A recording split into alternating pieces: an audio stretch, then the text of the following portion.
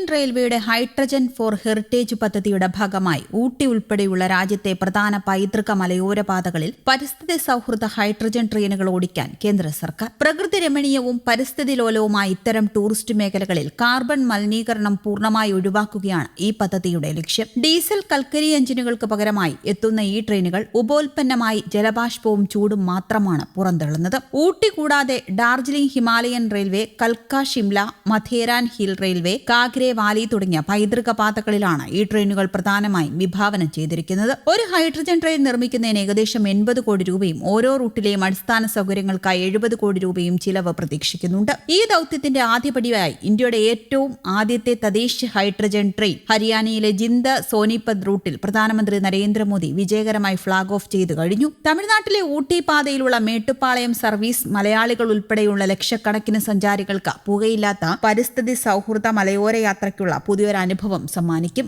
Ticket നിരക്കുകൾ സാധാരണക്കാർക്ക് താങ്ങാനാവുന്ന തരത്തിൽ വളരെ കുറഞ്ഞ നിരക്കിലാണ് Indian railway hydrogen train service അവതരിപ്പിച്ചിരിക്കുന്നത്. കുറഞ്ഞ നിരക്ക് 5, കൂടിയ നിരക്ക് 25 രൂപ എന്നിങ്ങനെയാണ്. പ്രത്യേക പ്രീമിയം നിരക്കുകളില്ല. സാധാരണ ഡീസൽ പാസഞ്ചർ ട്രെയിനുകളുടെ അതേ നിരക്ക് തന്നെയാണ് ഇതിനും നിശ്ചയിച്ചിരിക്കുന്നത്. പൈതൃക പാതകളിൽ സർവീസ് ആരംഭിക്കുമ്പോൾ അവിടുത്തെ സാധാരണ നിരക്കുകൾക്കനുസരിച്ചായിരിക്കും ടിക്കറ്റ് വില. ഹൈഡ്രജൻ സാങ്കേതിക വിദ്യയുടെ പ്രവർത്തന രീതി പരമ്പരാഗത ഡീസൽ എഞ്ചിനുകളിൽ നിന്നും ഇലക്ട്രിക് ലൈനുകളിൽ നിന്നും തികച്ചും വ്യത്യസ്തമായി ട്രെയിനിനുള്ളിൽ വെച്ച് തന്നെ സ്വന്തമായി വൈദ്യുതി ഉൽപ്പാദിപ്പിച്ചാണ് ഇത് പ്രവർത്തിക്കുന്നത്. ട്രെയിനിന്റെ മുകളിലോ പവർ കാറുകളിലോ സ്ഥാപിച്ചിട്ടുള്ള പ്രത്യേക സിലിണ്ടറുകളിൽ ഉയർന്ന മർദ്ദത്തിൽ ഹൈഡ്രജൻ വാതകം സൂക്ഷിക്കുന്നു. ട്രെയിനിന്റെ ഹൃദയഭാഗം ഹൈഡ്രജൻ ഫ്യുവൽ സെല്ലുകളാണ്. സിലിണ്ടറിൽ നിന്നുള്ള ഹൈഡ്രജനും അന്തരീക്ഷത്തിൽ നിന്നുള്ള ഓക്സിജനും തമ്മിൽ ഈ ഫ്യുവൽ സെല്ലിനുള്ളിൽ വെച്ച് ഒരു രാസപ്രവർത്തനം നടക്കുന്നു. ഈ രാസപ്രവർത്തനത്തിന്റെ ഫലമായി വൻതോതിൽ വൈദ്യുതിയും ചൂടും ജലബാഷ്പവും ഉണ്ടാകുന്നു. ഈ വൈദ്യുതി ഉപയോഗിച്ച് ട്രെയിനിന്റെ ചക്രങ്ങളുമായി ഘടിപ്പിച്ചിട്ടുള്ള ഇലക്ട്രിക് മോട്ടോറുകൾ കുറയ്ക്കുകയും ട്രെയിൻ മുന്നോട്ട് നീങ്ങുകയും ചെയ്യുന്നു. അധികം വരുന്ന വൈദ്യുതി ട്രെയിനിലെ ലിഥിയം അയൺ ബാറ്ററികളിൽ സംഭരിച്ചു വെക്കുകയും ചെയ്യും. പുകയ്ക്ക് പകരം ഈ ട്രെയിനിന്റെ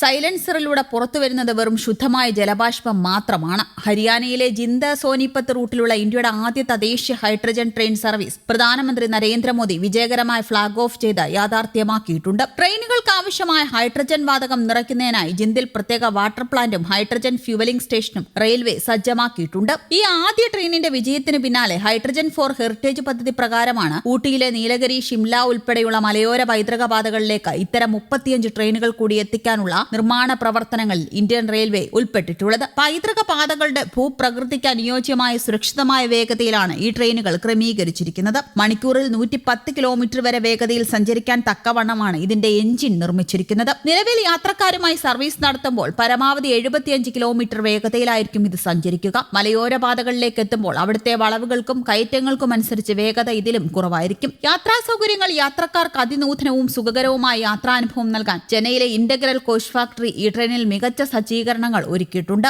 ആകെ 10 കോച്ചുകളുള്ള ഈ ട്രെയിനിൽ ഒരേ സമയം ഏകദേശം 2600 യാത്രക്കാർക്ക് സഞ്ചരിക്കാം. ഡീസൽ എഞ്ചിനുകളെ അപേക്ഷിച്ച് ഹൈഡ്രജൻ ട്രെയിനുകൾക്ക് ശബ്ദം വളരെ കുറവാണ്. ഇത് മലയോരങ്ങളിലെ പ്രകൃതി ഭംഗി ആസ്വദിച്ചുള്ള സമാധാനപരമായ യാത്രയ്ക്ക് സഹായിക്കുന്നു. എയർ കണ്ടീഷണർ സൗകര്യങ്ങൾ, LED ലൈറ്റുകൾ, യാത്രക്കാർക്കുള്ള ഡിജിറ്റൽ ഇൻഫർമേഷൻ ഡിസ്പ്ലേ ബോർഡുകൾ എന്നിവ കോച്ചുകളിൽ ഉണ്ടാകും. ഇന്ധനമായി ഹൈഡ്രജൻ ഉപയോഗിക്കുന്നതിനാൽ അന്താരാഷ്ട്ര സുരക്ഷാ മാനദണ്ഡങ്ങൾ പാലിച്ചുള്ള ഹൈഡ്രജൻ ലീക്ക് ഡിറ്റക്ഷൻ സെൻസറുകളും ആധുനിക ബ്രേക്കിംഗ് സംവിധാനങ്ങളും ട്രെയിനിൽ ഘടിപ്പിച്ചിട്ടുണ്ട്.